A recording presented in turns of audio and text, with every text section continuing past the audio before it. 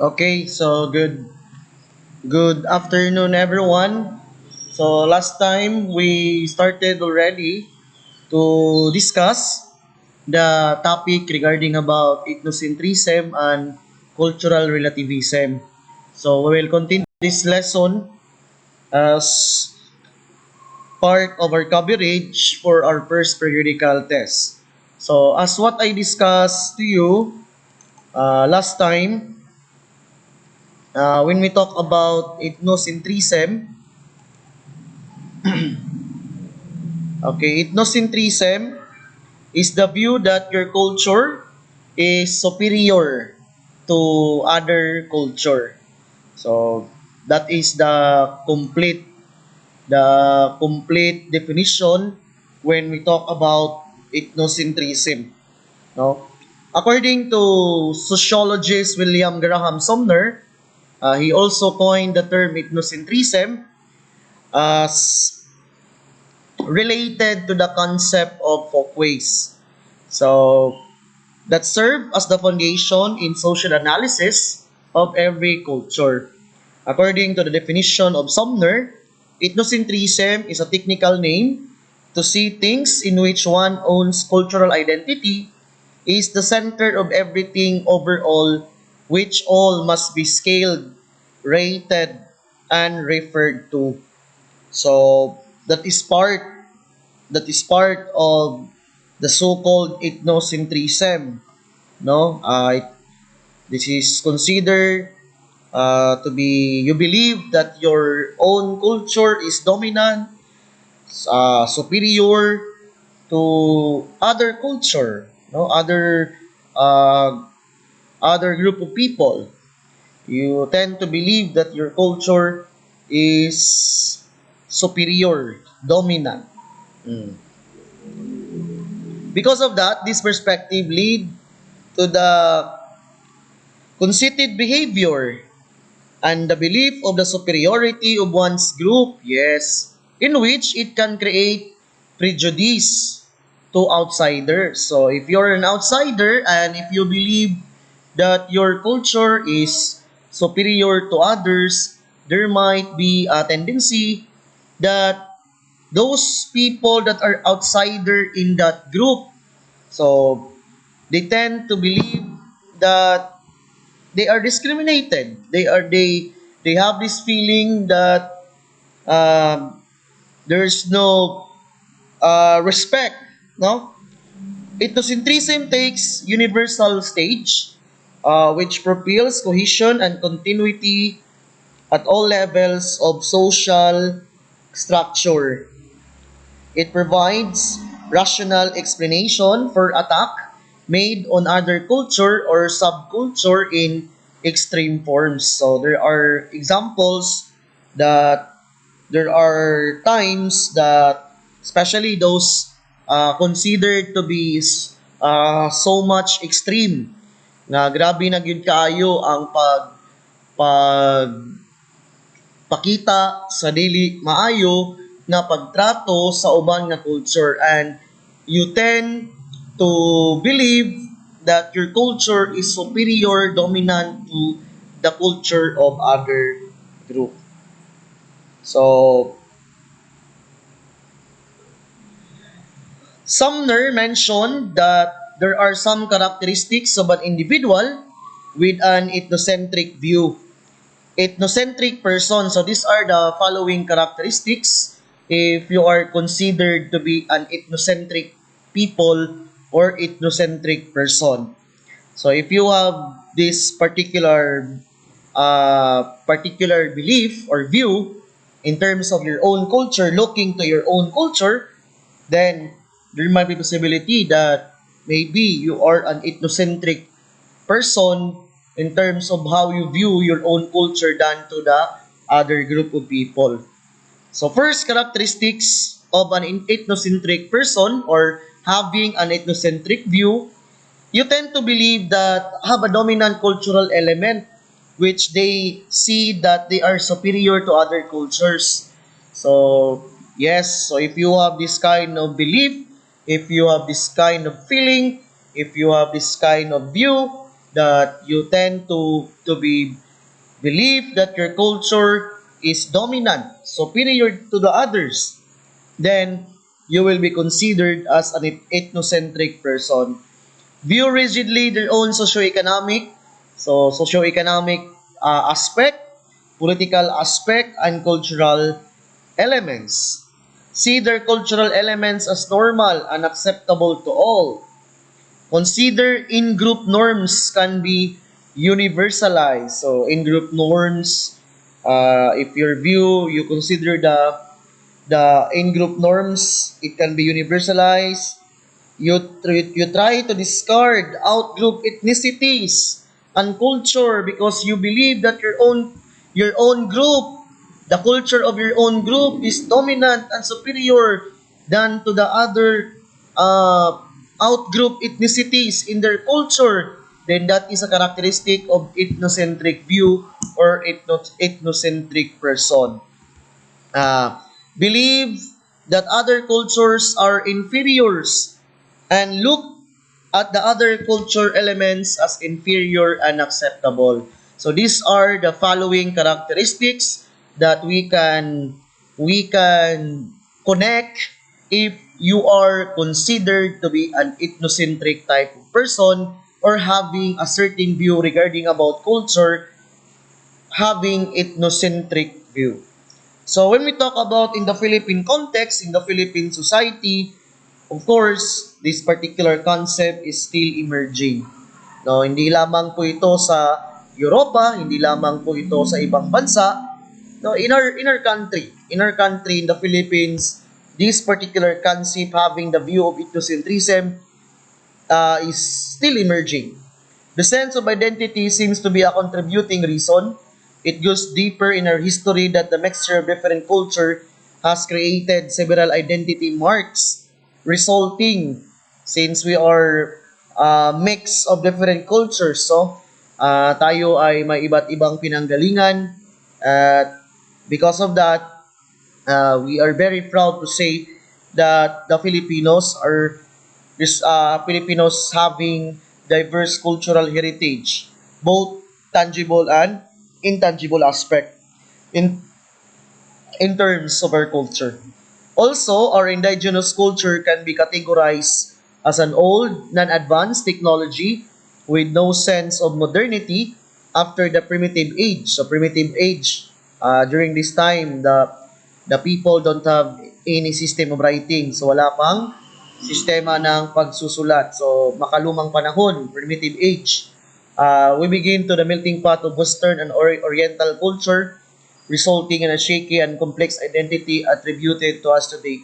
That is why the Philippines possess, the Philippines possess mix of cultural heritage. We possess diverse cultural heritage from Western to Asia. With this characteristic, it is very difficult to blend this type of indigenous culture to the fast-changing society. According to Chino 2016, he made some observation on how to address this growing concern regarding about Filipino ethnocentrism. So in order to address this particular problem, since this issue or this particular view in terms of the Filipino, is growing concern. So in order to address this particular problem on the ongoing or the rising of having Filipino ethnocentric view, we must understand the first way that we need how we can address this growing concern on Filipino ethnocentrism is we need to identify indigenous culture that truly reflects Filipino identity. So we need to promote especially those indigenous culture because that's having this type of culture truly reflects the Filipino identity that we are trying to build, and we are known for not just in our country but globally, nation in the whole world. No, so we need to identify what indigenous culture that we are proud. No, we are proud not just in our country, but we are proud having this particular indigenous culture that truly reflects the identity that we are trying to build for our Filipino people, for the Filipino nation. The number two, in order to address the growing Filipino ethnocentrism, we need to eliminate foreign influence. So kailangan tanggalin po natin ang mga impluensya, yung mga foreign influence na hindi maganda, no, na hindi maganda, na hindi nakakabuti sa ating kultura at sa ating identity. At we need to stick to our Filipino indigenous culture, are considered to be homegrown practices. So dapat pagyamanin natin, dapat payabungin natin yung mga bahagi ng ating tradisyon, bahagi ng ating kultura na dapat ipagpatuloy, na kung saan this is the way that we are able to build our own Filipino identity, no? Na kung saan dito tayo nakilala sa ating identity bilang isang nasyon at bilang isang bansa. No, if number three, in order to address the Filipino ethnocentrism, if we want to settle, if we wanted to build our identity, we must accept the good part. So yung mga magandang naidulot ng impluensya na galing sa mga dayuhan, na kung saan ito ay nakakatulong, ito ay nakakabuti sa ating kultura, no, sa kasalukuyang panahon.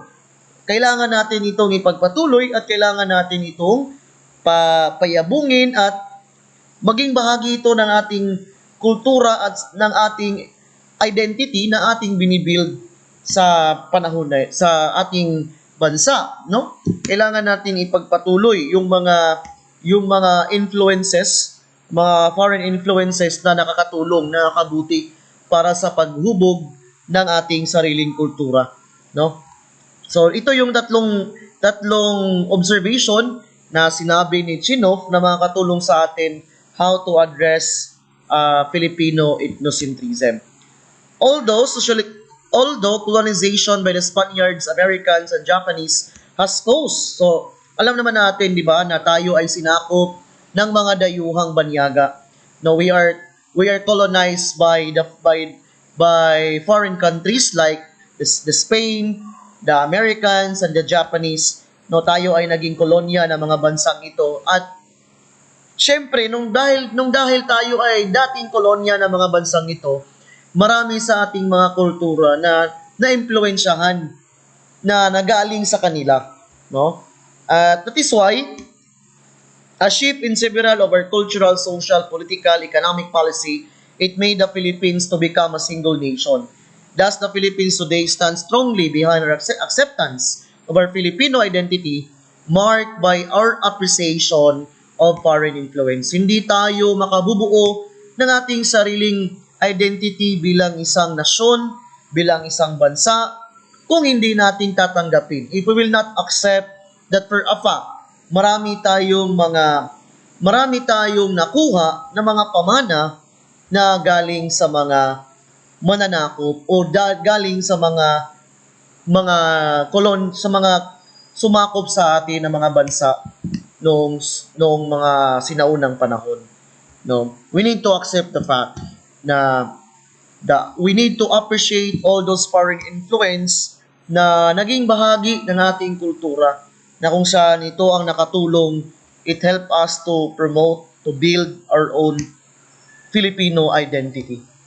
Truly, it is difficult to do away with these influences because if we will totally disregard them, we will run the risk of being left with nothing but purely our own native culture and tradition. And there might be tendency that it may alienate us from globalized world. We need to acknowledge their part in the richness of the tapestry on the formation of our present Filipino culture. So we need to appreciate yung mga foreign influences na ipinamana sa atin ng mga kolonya, ng mga sumakop sa ating mga bansa, na naging bahagi ng ating kasalukuyang kultura ng ating bansa. Kailangan nating bigyan ito ng halaga at bigyan natin ng ng pagpupugay. Another concept that I try to introduce to you last time, no, na kulangan lang tayo ng oras ng mga panahong iyon, yung tinatawag na cultural relativism. When we talk about cultural relativism, it is different, no, the story of cultural relativism, the view regarding about cultural relativism in looking the culture of other people or looking with your own culture. So, in cultural relativism refers to an objective analysis of one's culture, seeing and understanding of one's belief and traditions from his or her own point of view.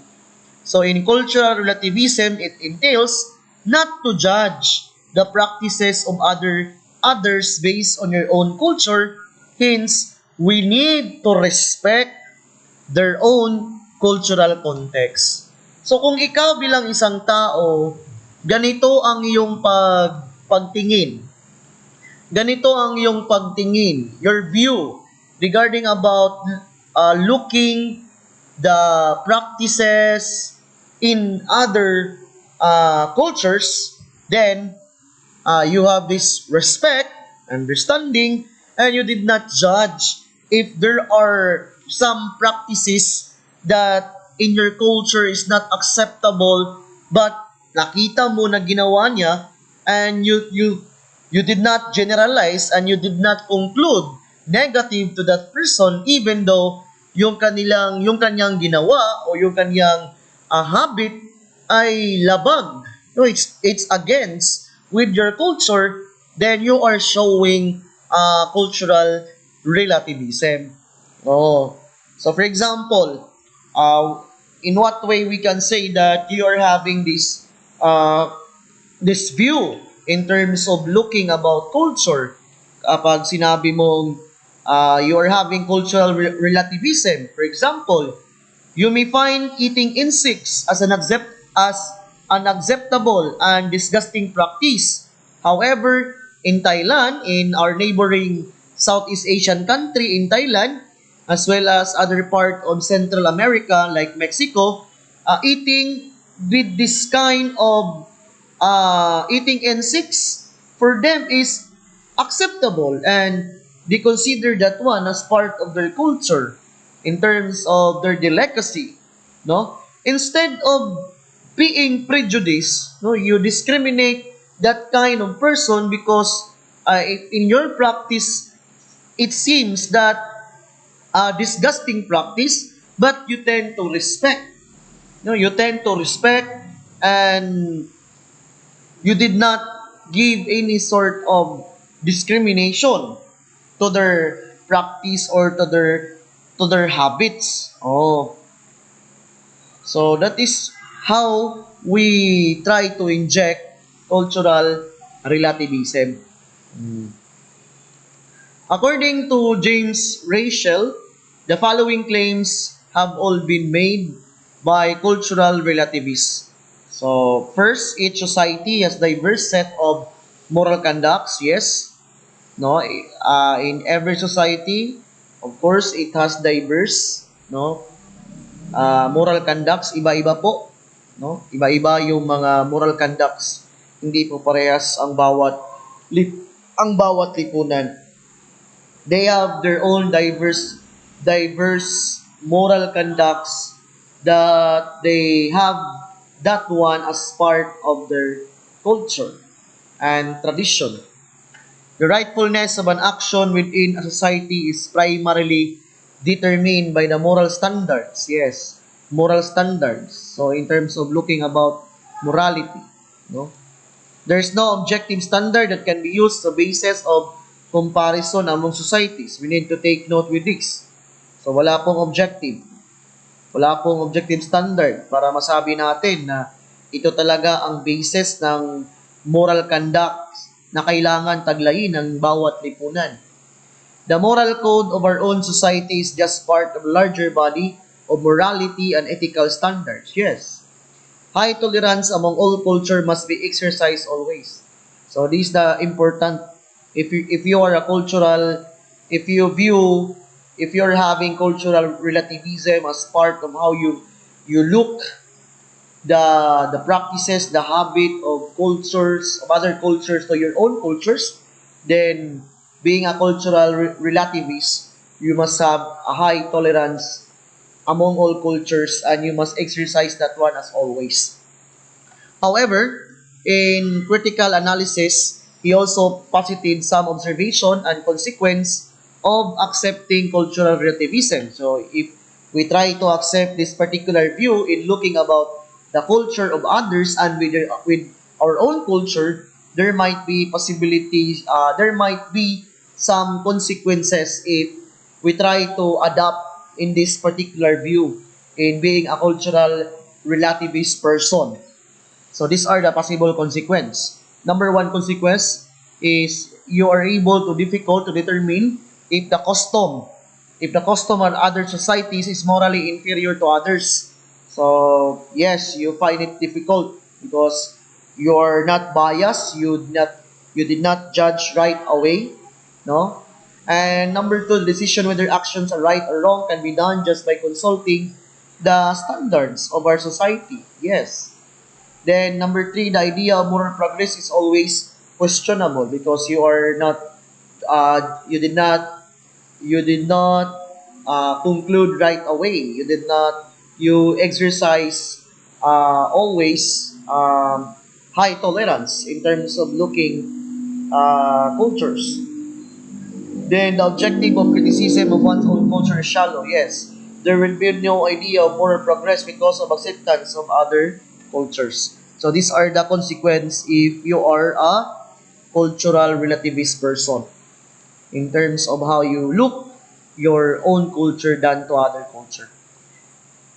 The aspect of mutual respect and understanding must be observed. Yes, this is the result of being a cultural relativist person. There is a mutual respect and understanding of culture. This is the first step towards a deeper appreciation of one's culture. So, tolerance and acceptance of cultural diversity, yes, dahil lahi man ta kultura, no? That is yan talaga ang katotohanan, no? Iba-iba ang ating kultura, iba-iba ang ating tradisyon, iba-iba yung ating mga nakaugalian sa ating lipunan. So, as always, we need to have tolerance and acceptance of having cultural diversities within the bounds of our own moral and ethical standards can be a way to understand individual differences, and it cannot result to a conflict if we will just have this particular characteristic, no, tolerance, acceptance, respect, mutual understanding in terms of looking your culture than to other cultures. Okay. Okay, so I think that would be all for lesson for cultural relativism and ethnocentrism. So good afternoon, everyone, and I will just send you this particular video. Bye bye.